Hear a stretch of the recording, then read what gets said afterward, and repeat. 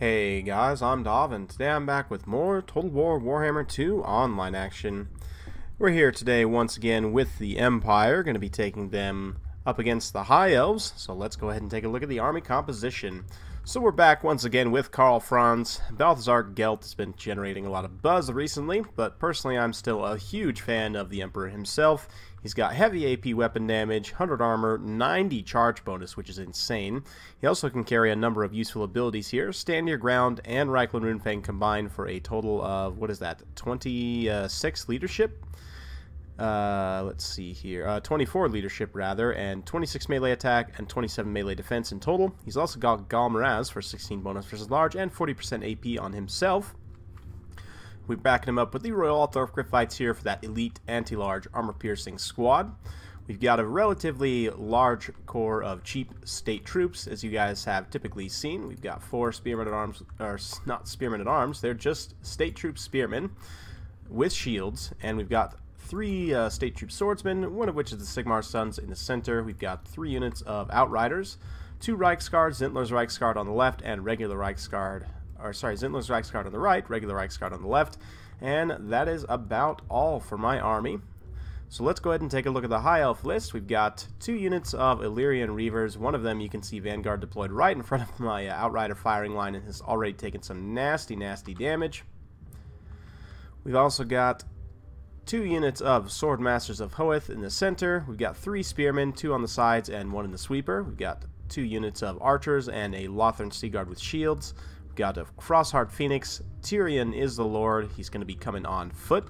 And we've also got a Lore Master of Hoeth carrying just Spirit Leech and Earthblood. So very good spell selection there. Let's go ahead and drop the battle into full gear as we watch what happens. We've also got this Frostheart Phoenix, of course. Very fitting as we're fighting in the snowy troll country. So definitely going to be in for a chilly time. You can see we've already got a lot of nice damage. Haven't quite dropped the martial prowess from these Illyrian Reavers yet, but we did a lot of damage right out the gates. I don't want to get too close with my Outriders, just because the High Elf Archers do outrange me pretty significantly, so we're going to be a little bit patient with them and not get too overcommitted. Kind of want to just basically occupy this space and keep him tied up so that his Illyrian Reavers can't come around and start to harass my infantry line.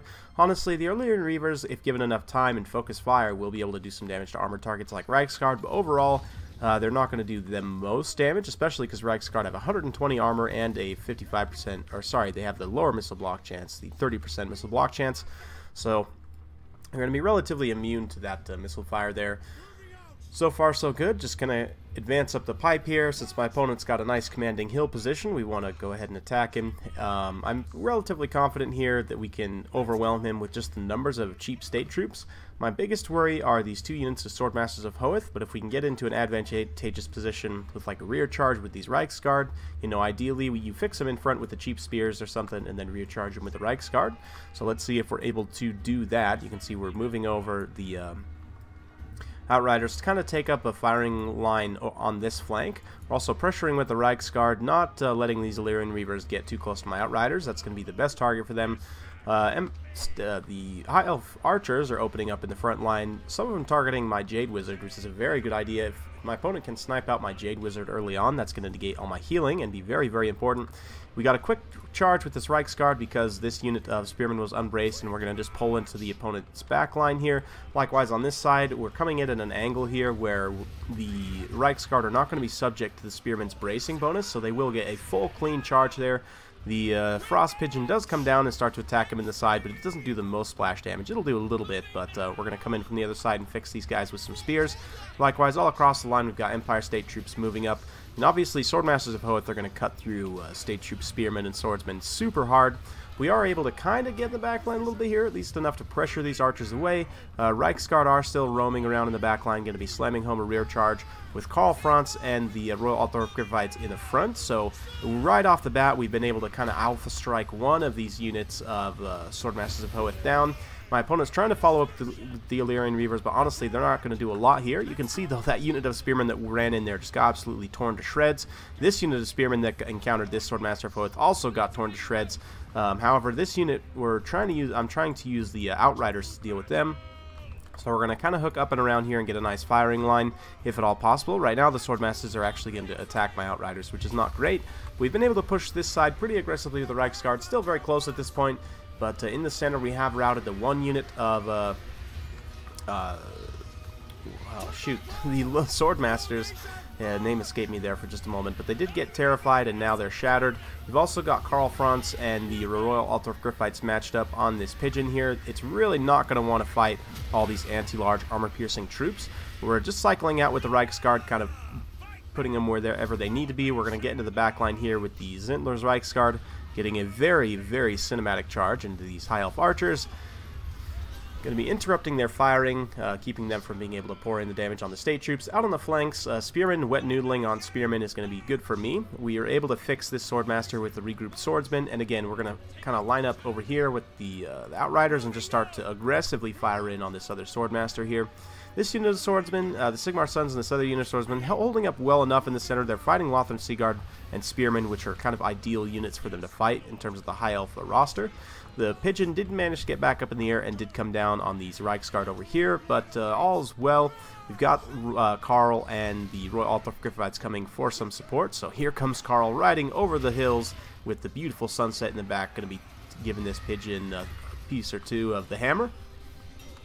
And yeah, that Pigeon's not going to want to stay there, especially with now the Royal Altdorf Griffites following up with giving that heavy anti-large armor piercing. We did also get them with an Earthblood in this entire pocket, healing these Reichsguard, Karl, and those Royal Altdorf Griffites. We've been just continuously healing this pocket specifically, wherever Karl goes. This unit of Swordmasters, you can see they've taken a ton of damage from the focus fire from the Outriders here, so we've been able to more or less deal with both units of Swordmasters at this point. It's pretty much just going to be a mop-up operation from here on out to rear charge the remaining Spearmen. Kind of isolate whatever units are left. We're not going to be able to catch the Illyrian Reavers, but they're just about out of ammo at this point. We've been able to clean up this flank relatively easily. Tyrion is still fighting in the center, and the Swordmasters managed to get through and blob up those Outriders quite nicely. Here comes the Pigeon, going to be also dropping into the Outriders, but the Royal Altdorf Griffites and Karl going to be moving in on Tyrion, and man, Tyrion, although he may be a very strong character, is just not going to be able to stand up to Karl here. Especially once Karl pops all his buffs, he's going to just get juiced combat stats, extra bonus versus the large, which granted doesn't really apply here, but the extra AP certainly does. Looks like Karl's a little busy smacking some of these elf spearmen around, but yeah, at this point the balance power is starting to turn more and more in my favor. You can see, although the Outriders have been terrified away, the one unit is going to regroup and start to return fire there, and we're routing off the last of the Lothern Seaguard here. And Tyrion now getting a proper duel with the Emperor. You can see them kind of swinging at each other now that they've got a little bit of isolated space. Spirit Leech going off on Karl. My opponent has been dropping that Spirit Leech pretty consistently on him, but we've been able to counter with the life magic to such that Karl hasn't taken too much damage here, so we'll kind of soak up some of this cinematic action as the Emperor, oh man, and a beautiful Sunfang coming through, lighting up the place from Tyrion there. But I mean, at this point Tyrion's going to be getting relatively low, less than 1,000 HP, whereas the Emperor is still over 2,700, so it looks like actually down to about 2,000 there. But yeah, very well played to my opponent. Hope you guys enjoyed watching. It's going to be a victory for Karl Franz and the Empire. It's a super fun battle, always a good time when you get to take old Papa Karl out.